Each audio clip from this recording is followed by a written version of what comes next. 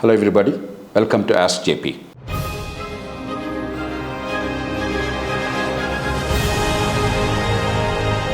Today's questioner is Imran Sheikh. He is from Guntur, he is a student. Imran, please go ahead. Hello JP sir, this is Imran Sheikh from Guntur, Andhra Pradesh. So first of all, I would like to thank Ask JP program for giving me this opportunity. So my question for the day, which I am curious to know is, if a film actor turned politician is able to draw a huge support from public, irrespective of his political and administrative knowledge, but why not a senior bureaucrat when formed a party with ample of knowledge and experience in political and administrative governance is able to gain the same political mileage as a film actor gets? It is sensible that film stars have more charisma through their films, but how come people miss this simple point that bureaucrat in politics is much more capable enough in all aspects when compared to film actors, or even when compared to politicians' son or their son-in-laws? Thank you, Imran. Imran's question is understandable, not merely about film actors, but his broader point is how come we are not able to generate a political process in which the people with good ideas and ability to execute them, if they get the mandate, they are not getting the mandate. It's a very complex question. It's not a fight between film actors and bureaucrats or somebody else. Democracy is a very complex system. Some exceptional film personalities and artists made tremendous contribution to politics of India in a very positive way. Take MGR, take NTR, several others. Some very highly venerated film stars, they could not make much of an impact in politics, except in a fleeting way. So it's not so much film actors. Yes, your celebrity status, prior celebrity status gives you an advantage of being heard a little bit initially. But the political success or your ability to transform the nature of politics depends on many, many factors. It's not merely about who is the one who is making the effort. Obviously, glamour helps.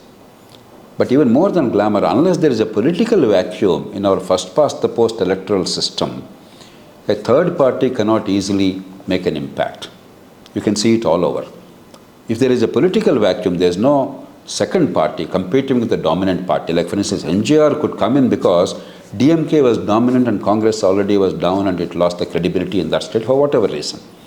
Therefore, the second regional party emerged as a challenge to DMK and became dominant as long as he was alive, and even now is a major force in the state. NTR could become a dominant political force in the form of TDP because there was no challenge to Congress, there was a monopoly. But once two political forces exist, for a third political force, no matter who leads it, is very hard. Unless one of the political formations disappears, either loses credibility or dies out for a variety of reasons. So it's more complicated than who is founding a party or who is playing a role in politics. But there's also a local context. In the state, the social and other combinations. For instance, sometimes some film stars may get traction because of their own caste and other affiliation locally. But if they don't create a social coalition transcending a caste, and if there is no political vacuum existing, that will not help beyond a point. So it's much too complex. But going beyond the personalities, there are larger factors. I already mentioned to you the first-past-the-post electoral system, which does not allow a third party to rise because in the current system, unless you're at the 35-40% vote, you have not crossed the threshold to get adequate representation. If people feel their vote is not translated into seats, then they desert you, not because they don't like you, but because they feel that it's a wasted vote, because their votes will not be converted into seats. That's the logic of it anywhere in the world. That's true in the United States, that's true in Britain. In Britain, Liberal Democratic Party keeps trying all the time, very competent people. Sometimes it almost appears as if it's very close to a major party. But almost always they fall way behind a distant third party. That's the logic of our electoral system. But there's also another thing. Without a very strong entrenched party network in most parts of India, the people, particularly rural people and the poor people, do not vote for a party. Why? Because post-election or between elections, unless there is intermediation of the party workers, there is a feeling that almost nothing gets done in their interactions with government. And unlike the upper middle classes and the rich, who don't need the government most of the time, they take care of themselves. And we are actually seceding from the rest of India, creating our own gated communities, our own services, our own education, healthcare, etc. The bulk of the people need the government. From 1,000 welfare programs, to police case, to get a certificate from an MRO's office, the Tehsildar's office or something else. And without this intermediation of the political party workers, throughout the 5-year cycle, they feel orphaned. Therefore, however undesirable the party appears on occasion in terms of overall philosophy or the actions of the party's workers or leaders, the party's grassroots workers and the network is critical in attracting voters. Because we have innervated local governments. We centralized power. The basic delivery of simple day-to-day services to which people are entitled is not assured in this country. People have become mendicants.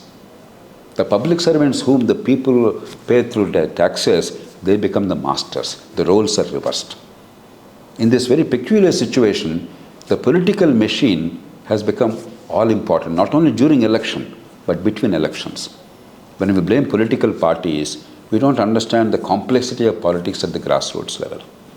In order to sustain this political machine, and typically there are about a few hundred workers in an assembly constituency for a political party to keep it alive throughout the year, all the 5 years. And we are a poor country. They need a lot of money to sustain themselves. You have to provide that money directly or indirectly. That leads to cost, that leads to corruption, that leads to many consequences. And therefore the dependence on cadres. That's why when a strong man, what is a strong man? Either a leader of the caste, almost always has this network loyal to him personally because he invested in them, he nurtured them. The moment he switches party, then the party becomes weak, the old party becomes weak, a new party becomes strong suddenly. So we have a very unusual system at the grassroots level. Unless we understand all that, we cannot address the challenge of political reform in the country.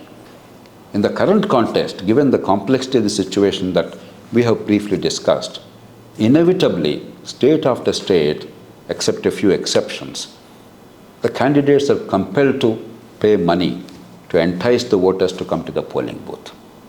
Both parties pay money, therefore money has become an equalizer.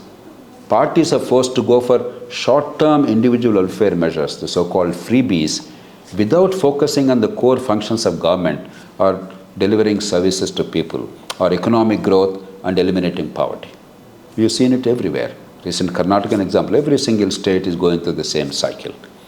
And the third, of course, is utilizing existing social divisions in a diverse society, caste, region, religion, language, etc., and mobilizing people on these primordial loyalties rather than enlightened self-interest. You see all these three terrible problems in our democracy because we are still evolving. And we have to change the political culture. Not only should a better class of people be engaged in politics and play a creative role, but we actually have to create institutional mechanisms to make people understand the value of the vote. That means genuine decentralization of power with accountability, so that local services are mostly delivered locally and people understand the value of the vote. Rule of law, so that those in power do not become lords and masters and they are accountable. An efficient and predictable service delivery and bureaucratic accountability at the local level. And a change in the electoral system so that this money power gives way to a better system and a better class of candidates. Unfortunately, most of the political parties and leaders, even the well-meaning ones, they are so exhausted in managing the politics on a day-to-day basis and governance on a day-to-day basis. They have no energy or time left to look at the larger institutional reforms required to make our democracy function better. We must somehow create conditions in which the big changes required to transform our democracy happen. There are no shortcuts.